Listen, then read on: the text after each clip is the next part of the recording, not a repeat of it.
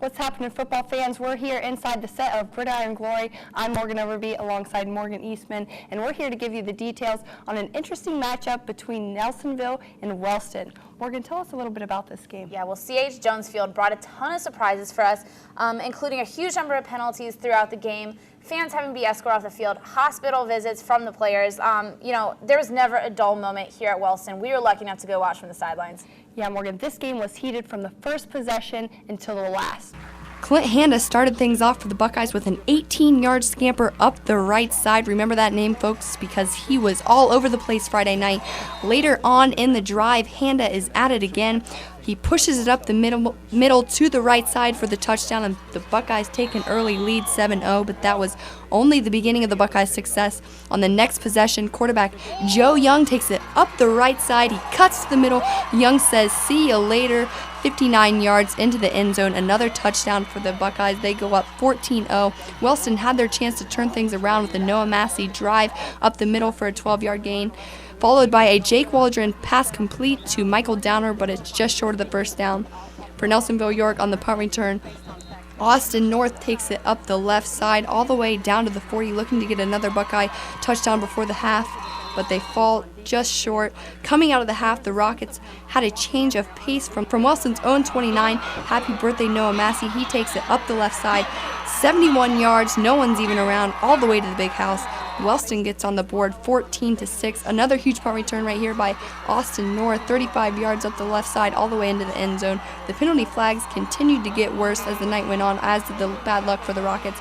After a Wellston fumble on the punt, Nelsonville-York recovered it in their very own end zone for an easy touchdown. Wellston gave the one final push at the end of the third with a Michael Downer 42-yard drive up the left side. But just wasn't enough, and Nelsonville-York cruised 33-6. Yeah, as I've said and as we've seen, there were a ton of penalties in this game. Total, there were 25 penalties for 258 yards, not counting the ones that were declined by the referees. I think I'm still seeing yellow flags after this one, Morgan. It was crazy. Wellston had 3 lost fumbles, a dozen penalties for 123 yards. Nelsonville-York had 13 penalties for 135 yards, and fans were just going nuts the entire time. At one point, the game had to be stopped for Nelsonville-York's AD and a police officer to go and have a chat with the fans about sportsmanlike behavior, and it just showed how into the game everybody was getting.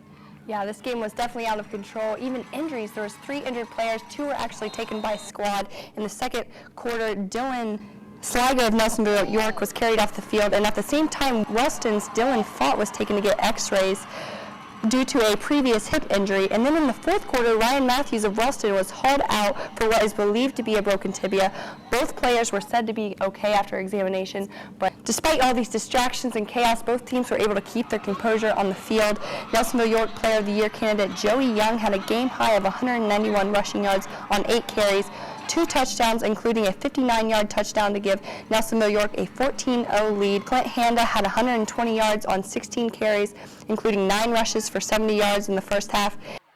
Birthday boy Noah Massey, he managed to get a career high of 143 yards on 18 carries, so happy birthday to him. Definitely, and I got a chance to talk to Nelsonville-York's head coach Dave Boston Jr. after the game about some of the aspects of the games that we've talked about. Here's what he had to say. We just got to continue what we're doing and eliminate penalties and play hard each week and finish this thing out 8-2 if we can. Penalties were crazy. What helped you keep your cool during this game? The officials. They helped me keep my cool. They kept it in control. It's always a great game, so we look forward to a great homecoming night with Alexander at our place, and we'll get after them.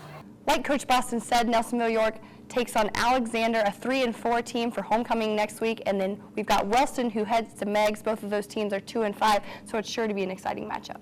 Yeah, well, that's all we've got for you tonight. Be sure to keep checking into the website and tune in to WOUB Friday at 11:30 for Gridiron Glory.